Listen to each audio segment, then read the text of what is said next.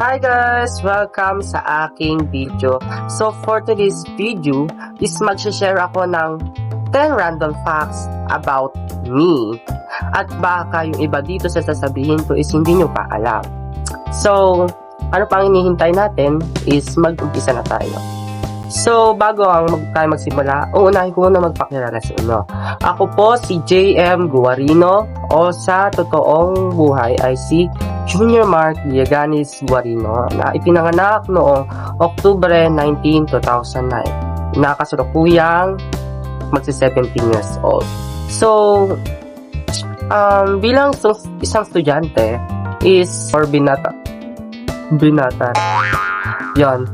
Basta, bilang isang tao o bata is, marami pa akong bagay na dapat gawin dito sa mundo. Syempre, di ba, lahat naman tayo is tatanda rin. At alam nyo na. At sa mga gawain ko sa pang-araw-araw is, syempre, dapat may kabuluhan.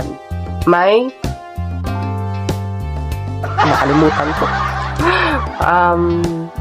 Dapat may matututunan tayo.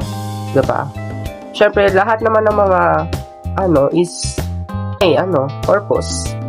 So, kahit gaano man kabigat ang problema mo, gaano man kasakit is isipin mo na lang binigayan ni Lord. Hindi kanya bibigyan ng isang problema kung hindi mo kakayanin, diba? So, mag-umpisa na tayo sa 10 random facts. Baka mamaya makaabot na tayo dito ng isang oras na kagad. Unahin natin ang fact 1. Mahilig akong gumamit ng technology, di ba? Sa karamihan na ngayon ng tao, gumagamit na ng technology katulad ng cellphone. So, ang igagawin nating point of view dito is yung cellphone. Di ba lahat tayo ginagamit ang cellphone para makapag-communicate sa iba. At para din magkaroon tayo ng komunikasyon sa ating pamilya gaano man tayo kalayo at kung nasan man tayo.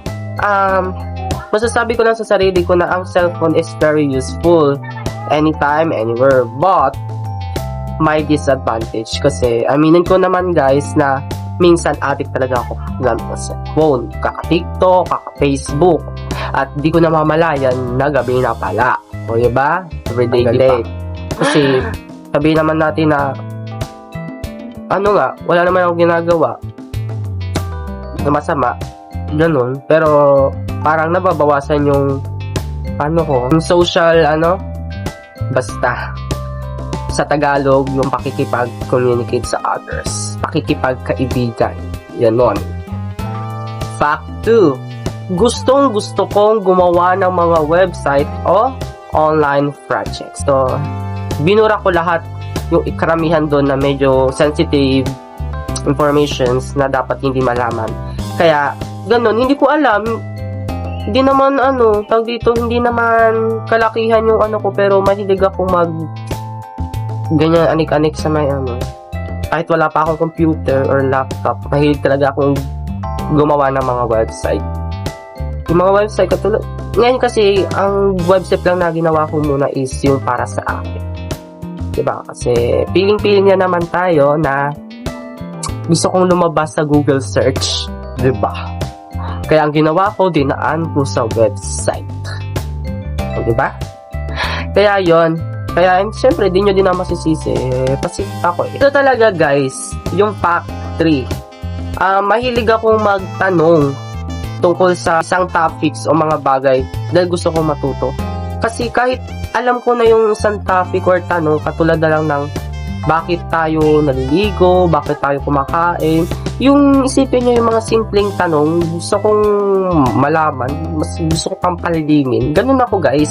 Kahit yung mga simpleng tanong na dapat hindi na tinatanong talaga, ginugo ko talaga, tinatanong ko talaga minsan sa mama ko. Ganun ginagawa ko. Kaya, okay lang. Ito naman guys, yung fact 4. Kapag may naisip akong ideya o gawain, talagang ginagawa ko. Ito talaga guys, isang beses. Hindi ko alam kung pwede bang gawing juice yung gulaman. What? Yun, ginawa kong juice. Kaya kahit di ko naman alam, parang mahilig ako mag-discover on something na, gusto kong, kumbaga sa in short, naku-curious ako kung ano bang lasa nito, kung paano nga ba, ano ba yung mangyayari sa ganito. Yung parang ang hilig ko talaga mag-explore kahit na minsan makakasama sa katawan. Ganun ako, diba? Fact 5 guys, mahilig ako manood ng mga interesting at education na videos. More on English vocabulary and American accent. Kasi yun, gusto ko matuto ng English or gusto ko maging fluent sa English kasi alam naman natin na ang English is universal language. So, kahit saan ka man magpunta, kung marunong ka mag-English, is kaya mo makipag-communicate sa kanila. Diba? Kahit man nakausap mo Koreana, Chinese, o sino pa man yan, kung marunong kang mag-English, kaya mo makipag-communicate at kaya mong makaintindi. Ganon. So, di lang naman, sa educational ako mahilig manood. Mga ganyan, mga interesting na mahilig din ako manood ng mga nakakatakot. Ganon. Lalo na yung mga Filipino movies, Filipino films. At mahilig din ako sa mga comedies, diba? Kaya, fact 6 guys is yung gusto ko maging creative sa paggawa ng content. Lalo na to. Sisikapin kong i-edit to. Kasi minsan, sa totoo lang, minsan nakakatamad din mag-edit. Kahit sabi mo pang marunong ka pang mag-edit, kung yung views mo naman is mababa, parang nakakawalang gana mag-edit, diba? Pero lagi ko na lang iniisip minsan na pa lang ako, nasa basic pa lang ako. So, hindi pa ako sikat. Kaya iniisip ko, kaya wala akong views, kaya mababa yung views ko kasi hindi pa ako sikat. Kaya sa susunod, sa paggawa ko ng mga videos, kahit gaano man ito kahirap i-edit, go lang. Fact 7 guys is yung mahilig ako mag-explore sa mga websites at apps. Kahit pa minsan naglalag yung cellphone ko dahil sa kaka-download ko. Hindi ko alam, kahit hindi naman importante para sa akin. Dina-download ko talaga. Sa totoo lang guys, mahilig ako mag-download ng mga digital wallet kahit wala pa naman ako sa gustong gulag. Dina-download ko talaga. Kaya minsan naghahang talaga yung cellphone ko. Katulad na lang ngayon, ang dami kong apps, kaya nga buburahin ko na kasi naghahang na yung cellphone ko. Diba? Fact 8 guys is yung mahilig akong o masaya akong matuto ng mga bagay sa araw-araw. Syempre lahat naman tayo is matutuwa sa ganon. Kasi syempre, bukod sa may nagagawa tayo, may natututunan pa tayo. Diba? Simple lang. Ito guys, yung fact 9 is mahilig akong gumawa ng ng mga bagay na makakatulong para sa akin at para sa atin. Sabihin na lang natin guys, gusto kong maging future president ng Pilipinas kasi naaawa na ako sa Pilipinas. Naaawa na ako sa mga tao na naghihirap. Kaya iniisip ko, kung ako man ay maging presidente balang araw is gagawa ko ng mga projects na makakatulong para sa ating lahat.